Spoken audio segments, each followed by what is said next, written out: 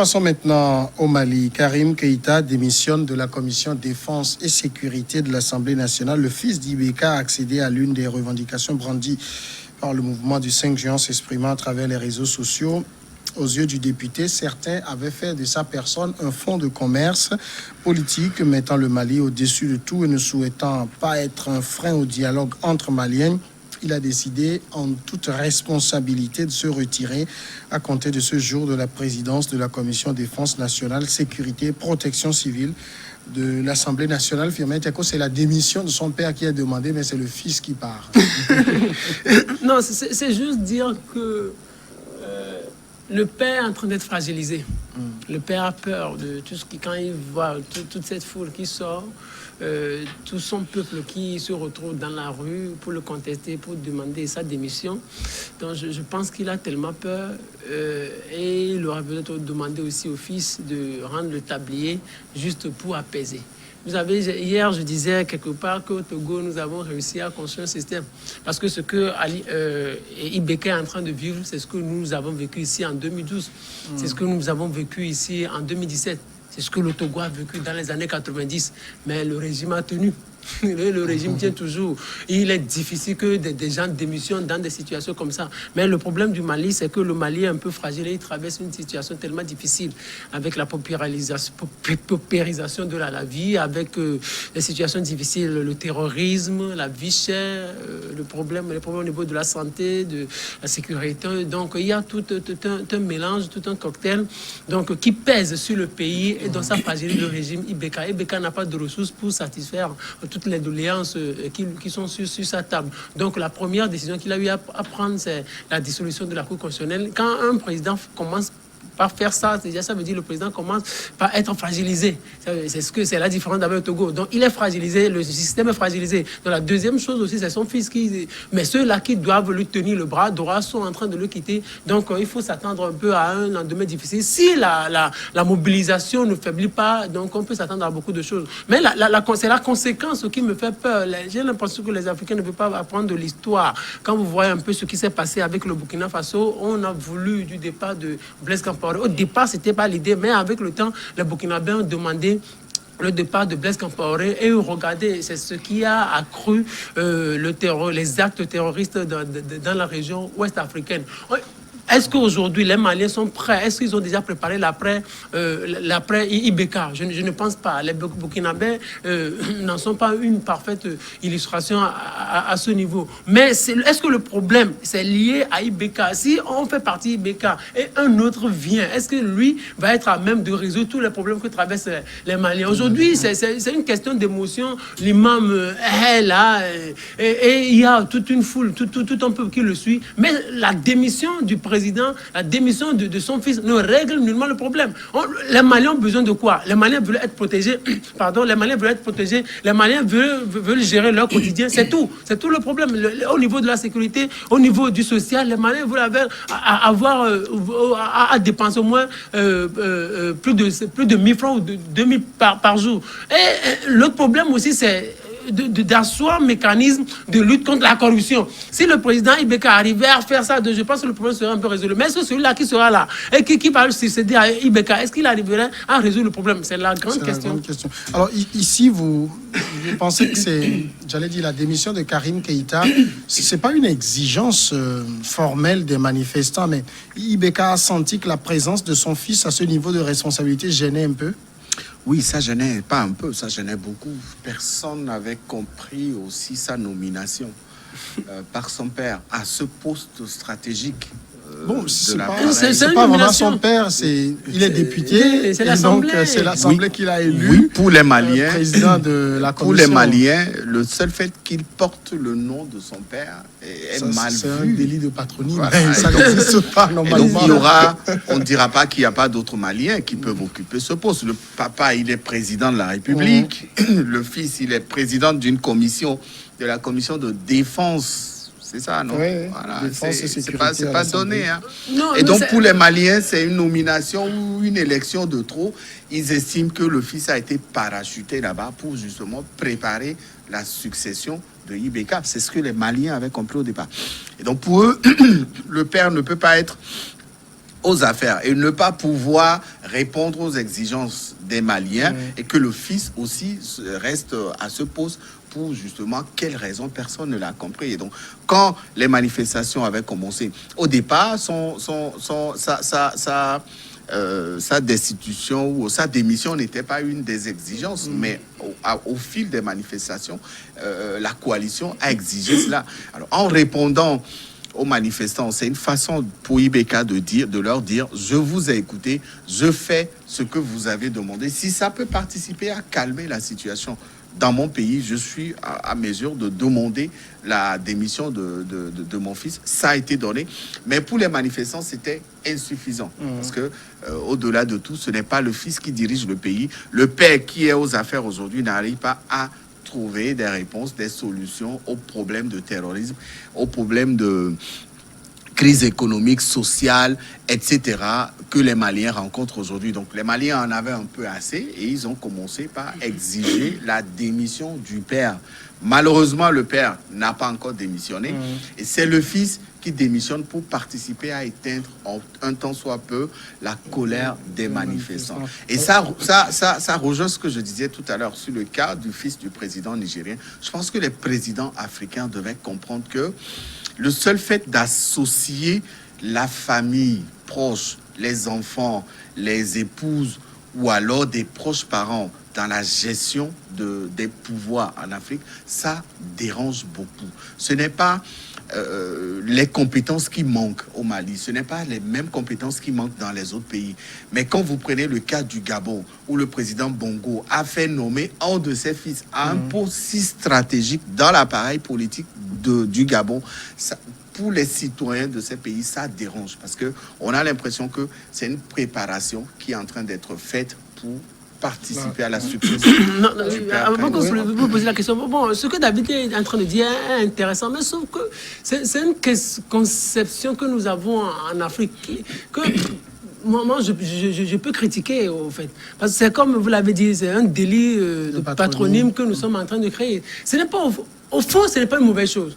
Parce que quand vous êtes au pouvoir et que peut-être vous cherchez une compétence, vous la trouvez dans votre famille, c'est une question de confiance aussi. Donc vous pouvez l'associer à votre gestion. Ce n'est pas une mauvaise chose. Mais sauf qu'en Afrique, on n'arrive pas à la concevoir. En réalité, ce n'est pas une mauvaise chose. Puisque si on veut continuer par mener ce débat, on parlera de discrimination. C'est comme dans la famille de IBK aujourd'hui. Si un cousin ou un oncle, un autre IBK se positionne aujourd'hui à une élection, on va dire que non, c'est encore un proche de IBK, on ne va pas le voter. Mais on le présente aux Maliens, on le présente devant les Maliens, quitte aux Maliens d'en décider en réalité. C'est ce que moi je voudrais dire. Par exemple, l'exemple est palpitant. Quand le papa Bush était là, son fils était gouverneur aussi. Oui, il n'a pas été nommé. Il a été élu. Il a été élu. Quand vous voyez par exemple, David, une seconde, quand vous voyez par exemple Karim Keïta, mais attendez, c'est à l'Assemblée nationale, il n'a pas été nommé président de la commission. Oui. C'est ce que moi je voudrais qu'on comprenne. Oui. Le népotisme, on peut le dénoncer à un niveau. Ce qu'on reproche, oui, je voudrais dire affirmer que le même constat a été fait sous le président américain. Quand il était arrivé au pouvoir, comment il s'appelle le président américain? George Bush. Non, l'actuel. Donald Trump a fait nommer son beau-fils conseiller à la Maison Blanche. Et tout de suite, les réactions étaient vives. Il était obligé de le faire démettre de ce poste et de le placer quelque part. Le problème n'est pas lié au népotisme, c'est ça. Non, le problème est lié au fait que, en Afrique en tout cas, les successions, les changements à la tête des États ont prouvé que c'est des successions qui se préparent. Regardez un peu ce qui se passe en Guinée équatoriale, au Congo-Brazzaville. Et dites-moi si Obiang Nguema, l'actuel président équato-guinéen, venait à disparaître, qui va le succéder? Son fils, il est vice-président. Le fils de Sassou Nguesso est préparé pour le remplacer. En fait, c'est ça le problème. Le fait que leurs pères ont laissé des héritages politiques qui ne passent pas avec la volonté populaire fait que ces populations se braquent lorsqu'elles apprennent la nomination ou l'élection d'un fils. Et puis, dans le cas Karim Keïta, il y a aussi un gros handicap avec lui, c'est que la nouvelle Assemblée élue il y a quelques mois, on sait qu'il y a un contentieux autour. Il y a 31 députés que la Cour constitutionnelle a dû repêcher alors que le ministère les avait déclarés battus. Et parmi eux, il y a l'actuel président du Parlement qui, selon les indiscrétions, a été repêché sur insistance du fils du chef de l'État. Oui, là, à ce niveau, ça veut dire que tout est manipulé. Et c'est ce qui dérange. Et je pense que la pression serait arrivée à ce niveau, et c'est pour cela qu'il aurait rendu le tablier. Mais ce n'est pas mauvais, au fait. Nous allons revenir sur... Ce n'est pas mauvais.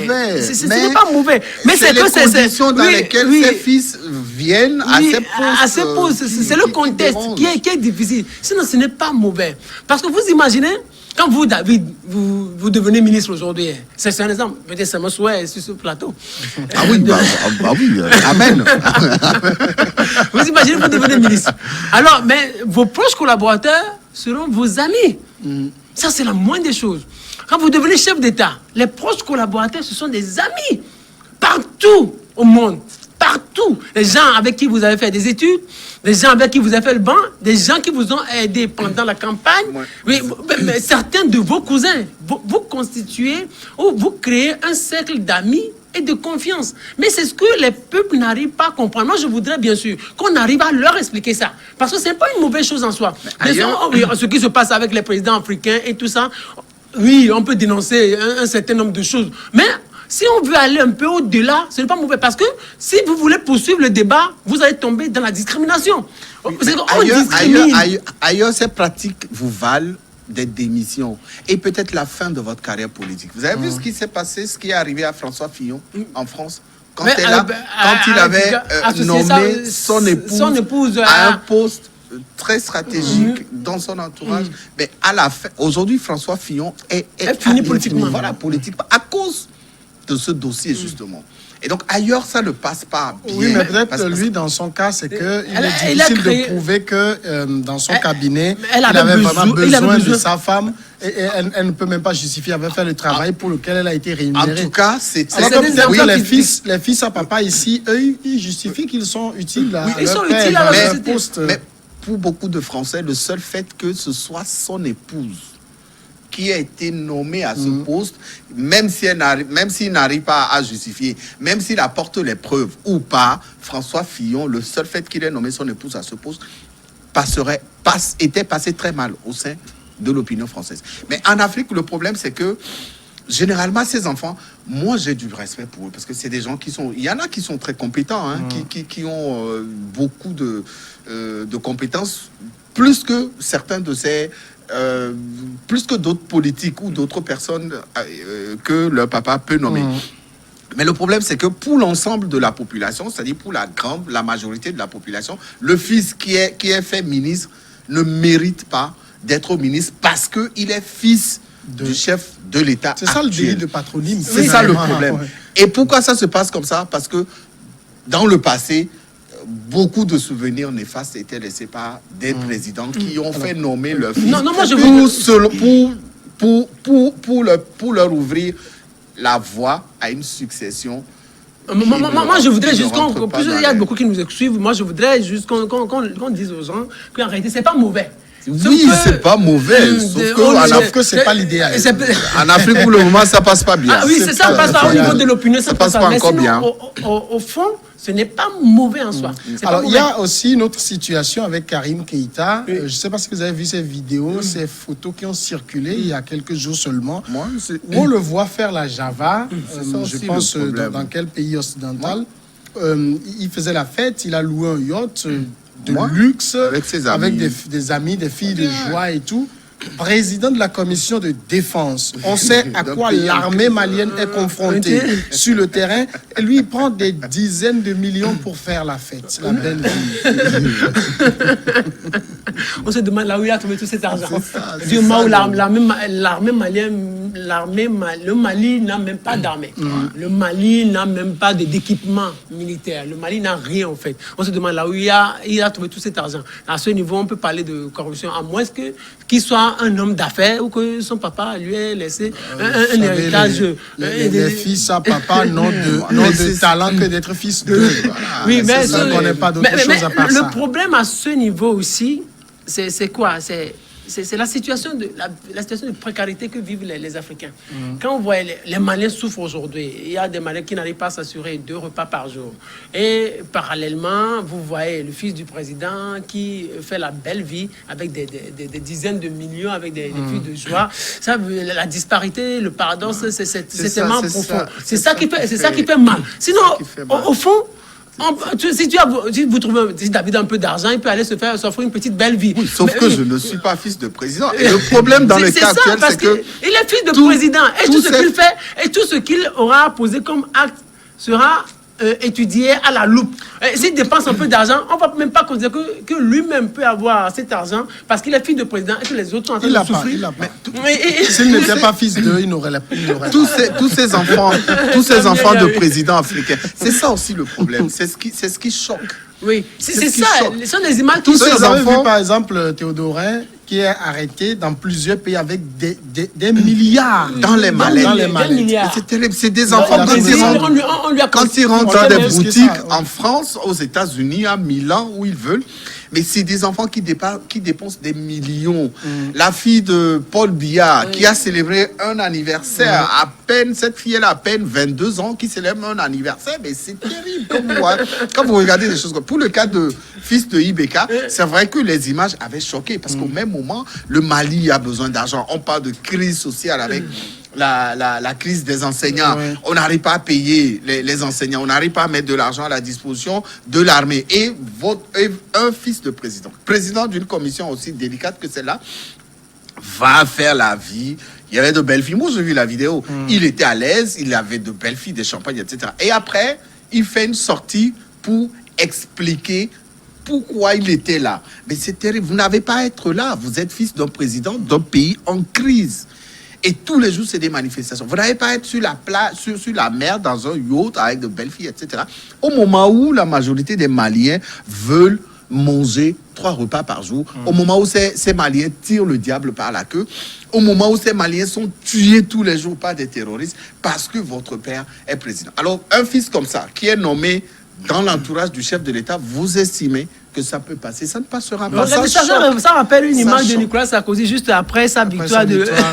Il s'est offert quelques balades sur un yacht de Bolloré. Et puis les Français l'avaient vraiment critiqué. Il a dit mais qui n'a pas dépensé l'argent des Français. Alors, à l'époque, on se demandait là où il pouvait trouver l'argent. C'est tellement comme... Mais c'est la gouvernance. Est-ce que c'est, je sais pas, c'est un problème d'éducation? Il faut que les présidents expliquent à leurs enfants que je suis le président de la République, vous n'êtes pas le président des enfants du pays. Donc vous êtes mon fils et vous restez dans votre carré. Tout d'abord, c'est une question d'éducation aussi au niveau de la masse.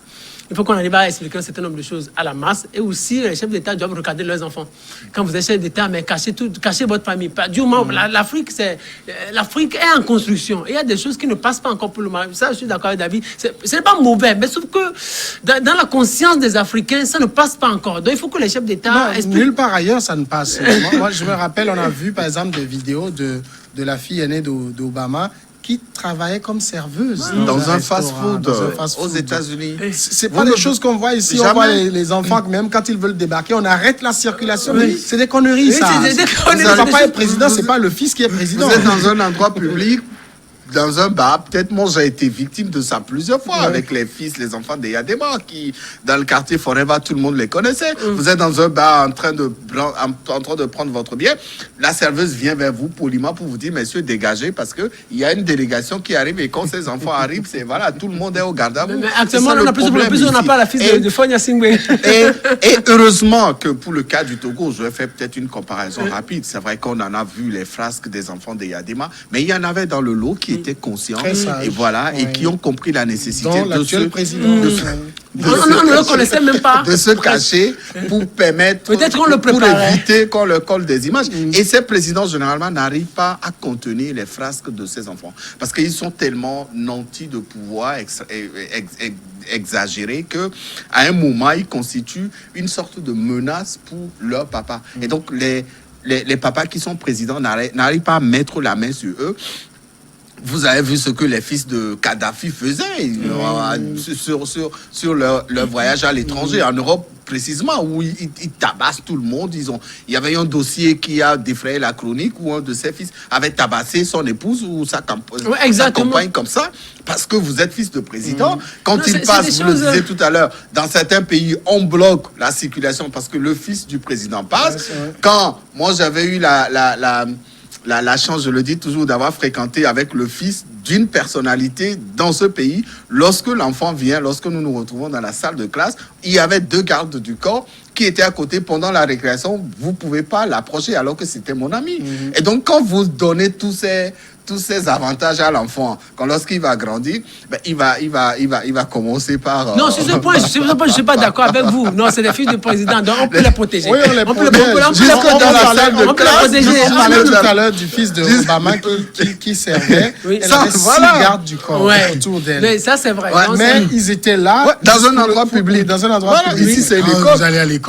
Qui va vouloir... Sinon, prenez-lui un enseignant à la maison. Non, à l'école, peut-être, il peut y avoir des frustrés, des gens qui ne l'aimeraient pas. Qui n'aimerait pas son papa. J'ai un ami qui vit en Guinée équatoriale qui me dit quand Théodorin passe, c'est pire que quand son père passe.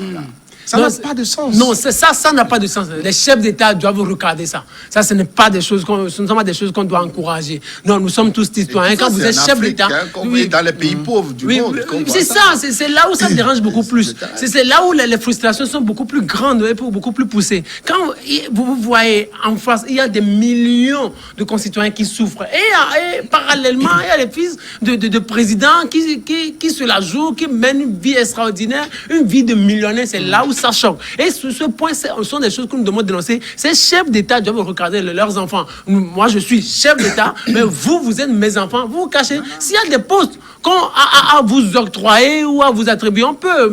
Mais vous vivez caché. Comme vous l'avez dit tout à l'heure, l'actuel chef de l'État, mais quand il était là, on ne le connaissait presque pas. Il vivait une vie de sage, personne ne le connaissait. Ce qui est aussi extraordinaire, c'est qu'ailleurs, on n'en voit pas. On a des fils. Le Ghana, par exemple. Ils ont des présidents ou des enfants, on ne les connaît même pas, ni de nom, ni de profession, ni rien. Au Nigeria, on n'en a pas vu. Dans certains pays, même en Côte d'Ivoire, les enfants de Ouattara, moi je demandais à un ami hier, lorsqu'on suivait l'hommage qui est rendu au Premier ministre, je demandais à un ami, mais Ouattara a épousé une Française. Ses enfants sont où? Ils sont où? Parce que moi, je n'ai jamais vu. Personne ne les a... En tout cas, moi, je ne les ai jamais vus. Je ne sais pas où ils sont. Je ne sais pas ce qu'ils sont. Voilà des cas d'exemple où votre père est président. Et puis, bon, voilà, les enfants, on ne les voit pas. Souvent, c'est dans les pays où les présidents durent un peu trop. Oui, c'est là où on réussit à construire des systèmes. À amasser par exemple, Ali Bongo... le Congo, là où les présidents... Les enfants sont nés avec le pouvoir. Où les enfants... L'Angola, exactement.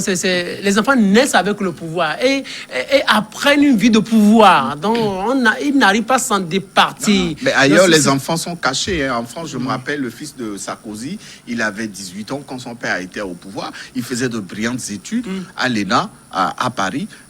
Beaucoup pensaient que Sarkozy allait le mettre dans son entourage, mais non, il l'a pas mis dans son entourage. Ailleurs, les enfants sont carrément cachés, on ne les voit pas, on ne les sent pas. Ils ne composent pas des soucis pour leur père. Déjà que les papas ont des soucis avec l'opposition, avec les manifestants. Pour le cas du Mali, par exemple, Ibeka fait face à une gronde sociale très difficile. Le Mali n'a jamais traversé une crise aussi profonde. Et au même moment que son fils, qui est nommé, qui est élu député, un député, il se respecte, il se cache, il parle pour le peuple, il ne va pas faire la java avec les femmes, les belles femmes en plus, sur un yacht sur la mer, alors qu'au même moment, ceux qui t'ont élu tirent le diable par la queue, n'arrivent pas à manger 3 repas par jour, sont tués tous les jours. Ça, ce n'est pas une belle image. Non, mais le problème aussi, c'est que on peut faire la belle vie, mais il faut cacher ça.